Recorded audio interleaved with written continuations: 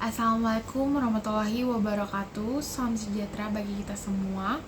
Om Swastiastu, Namo Buddhaya, salam kebajikan. Perkenalkan, nama saya Kisha Talia Pariuri. Di sini saya akan menjelaskan terkait dengan penelitian saya dengan judul hubungan antara experiential avoidance dengan stres akademik pada mahasiswa aktif organisasi. Kita akan masuk ke dalam penjelasan latar belakang permasalahannya. Di sini masalahnya berfokus pada mahasiswa yang aktif organisasi, di mana mahasiswa harus menjalankan dua peran sekaligus, sebagai peserta didik dan juga sebagai pengurus atau anggota organisasi. Nah, pada saat itu mahasiswa memiliki tanggung jawab tambahan, di mana dia harus mengikuti rapat, menyusun program kerja, melaksanakan kegiatan, berkoordinasi dengan berbagai pihak. Nah, hal tersebut menimbulkan beban ganda dan dapat menimbulkan kesulitan mengatur waktu, kelelahan fisik dan mental, dan juga berakhir pada tekanan psikologis yang mengakibatkan stres akademik. Selanjutnya, di sini kita dapat melihat data-data dari beberapa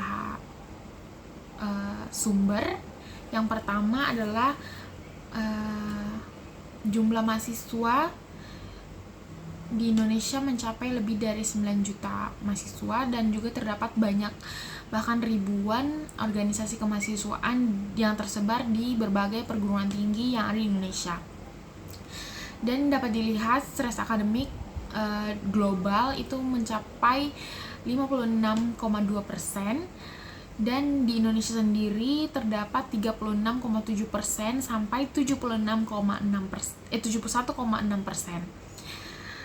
Nah, stres akademik ini berpotensi untuk berkembang menjadi masalah yang lebih serius lagi, seperti depresi dan putus sekolah. Dan mahasiswa dengan fleksibilitas psikologis yang rendah cenderung akan melakukan experiential avoidance yang menghambat penyelesaian tugas dan prokrastinasi. Sehingga berdasarkan penjelasan tadi, rumusan masalah penelitian ini adalah apakah terdapat hubungan antara experiential avoidance dengan stres akademik pada mahasiswa yang aktif organisasi. Tujuan penelitian ini adalah untuk mengetahui hubungan antara experiential avoidance dengan stres akademik pada mahasiswa aktif organisasi, dan manfaat dari penelitian ini adalah agar dapat meningkatkan pemahaman mahasiswa mengenai pentingnya mengelola pengalaman internal secara adaptif untuk mengurangi stres akademik. Selanjutnya kita masuk ke dalam penjelasan terkait dengan definisi stres akademik. Di sini terdapat beberapa ahli yang mengemukakan teorinya. Yang pertama adalah Barcelli dan kawan-kawan, di mana menurut mereka stres akademik itu muncul akibat adanya tuntutan akademik seperti tugas, ujian, target nilai, dan jadwal yang padat.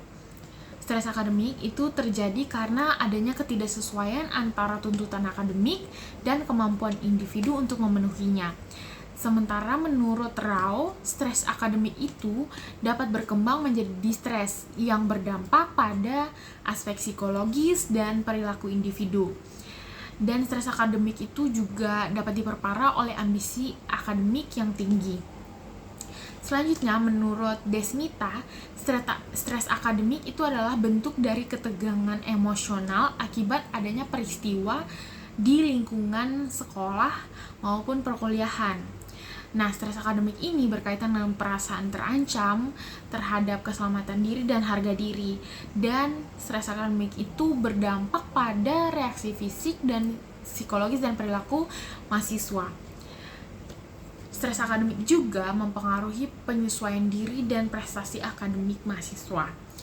Dan yang terakhir, menurut Lazarus, stres akademik itu adalah bentuk atau dapat dipahami sebagai proses stimulus dan respon terhadap kondisi pendidikan yang dinilai mengancam. Selanjutnya kita masuk untuk membahas aspek akademik.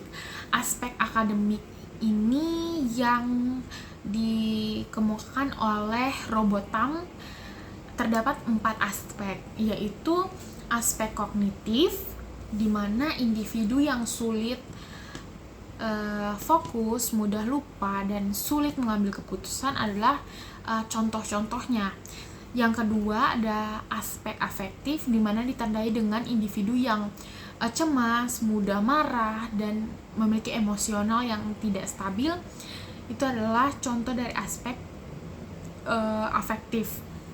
Yang ketiga itu aspek fisiologis, ditandai dengan adanya sakit kepala, gangguan tidur, maupun jantung berdebar-debar.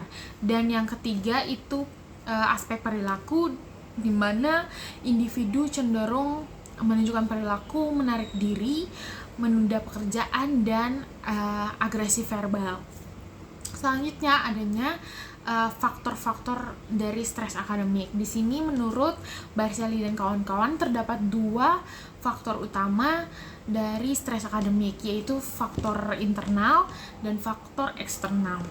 Faktor internal ini adalah faktor yang berasal dari dalam diri seseorang, di mana hal-hal yang mempengaruhi sehingga individu bisa mengalami stres itu berasal dari dalam diri, seperti kepribadian, pola pikir individu, efikasi diri, cara memanajemen waktu, dan kondisi di mana motivasi individu itu sudah menurun. Sementara faktor eksternal itu seperti namanya itu berasal dari luar. Jadi contohnya itu seperti beban akademik yang tidak sesuai dengan kemampuan mahasiswa, adanya juga tuntutan dari orang tua atau orang sekitar, dan ada pula tekanan sosial maupun kondisi ekonomi yang tidak mumpuni, sehingga dapat mempengaruhi kondisi mentalnya individu tersebut. Selanjutnya kita akan membahas terkait dengan teori dari experiential avoidance. Di sini juga ada terdapat beberapa ahli yang mengemukakan terkait dengan experiential avoidance. Yang pertama adalah Hayes, Storsel, dan Wilson. Menurut mereka, experiential avoidance adalah ketidaksediaan individu dalam menghadapi pengalaman pribadi seperti pikiran, perasaan, sensasi tubuh, dan ingatan. Experiential avoidance ini berupaya mengontrol, mengubah, atau mengurangi intensitas pengalaman tersebut. Dan individu yang mengalami experiential avoidance kerap menggunakan hal tersebut sebagai strategi coping terhadap pengalaman yang negatif. Selanjutnya menurut Zakei dan kawan-kawan, experiential avoidance adalah kecenderungan menghindari keadaan batin yang tidak menyenangkan, meliputi perasaan, ingatan, pikiran, gambaran, dorongan, dan persepsi tubuh. Selanjutnya menurut Polosny dan Follett, experiential avoidance itu adalah salah satu inti permasalahan individu. Dan experiential avoidance ini juga berkaitan dengan pengalaman traumatis, termasuk trauma pada masa kanak-kanak. Sementara menurut McAndrews dan kawan-kawan, mereka mengungkapkan bahwa experiential avoidance adalah kecenderungan menghindari, menekan, mengontrol, atau melarikan diri dari pengalaman internal yang negatif. Dan experiential avoidance ini dapat menghambat perilaku yang sesuai dengan tujuan dan nilai hidup individu tersebut. Selanjutnya kita akan masuk ke dalam penjelasan terkait dengan aspek experiential avoidance. Di sini terdapat 3 aspek. Yang pertama adalah escape. Escape itu adalah individu yang cenderung segera keluar atau mengurangi pengalaman internal yang tidak nyaman. Yang kedua adalah aspek avoidance, di mana individu lebih sering menghindari situasi pemicu pengalaman yang tidak menyenangkan. Dan yang ketiga adalah control strategies, di mana individu cenderung menekan, mengubah, atau mengontrol pengalaman internalnya. Selanjutnya kita masuk penjelasan subjek. Di sini subjek yang dipakai adalah mahasiswa yang aktif organisasi, baik sebagai pengurus, panitia, atau anggota. Selanjutnya juga mahasiswa yang menjalankan peran ganda, di mana memiliki tuntutan akademik dan juga kewajiban organisasi, sehingga memiliki resiko tekanan dari padatnya jadwal dan tanggung jawab yang ganda. Kita masuk ke penjelasan hubungan antara experiential avoidance dengan stres akademik, di mana semakin tinggi experiential avoidance, maka individu akan cenderung lebih menghindari sumber tekanan dan juga menunda ataupun mengalihkan perhatian. Akibatnya, individu akan merasakan lega sesaat, namun pada efek jangka panjangnya, individu akan memiliki tugas yang lebih menumpuk, tekanan yang lebih besar, dan pada akhirnya distres akan meningkat.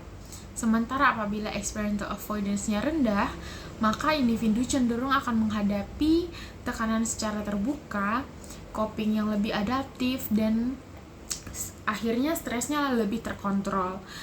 Sehingga dapat disimpulkan bahwa experiential avoidance ini berhubungan positif dengan stres akademik, di mana semakin tinggi penghindaran atau experiential avoidance, maka semakin tinggi pula stres akademik yang dialami.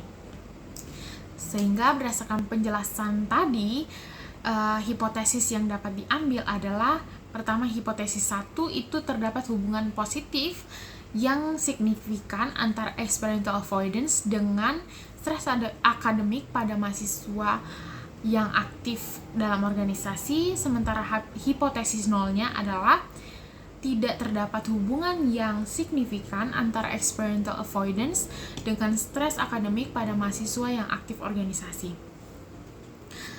Sekian dari penjelasan saya terkait dengan penelitian saya. Sekiranya ada kesalahan penjelasan atau perkataan, mohon dimaafkan. Wassalamualaikum warahmatullahi wabarakatuh.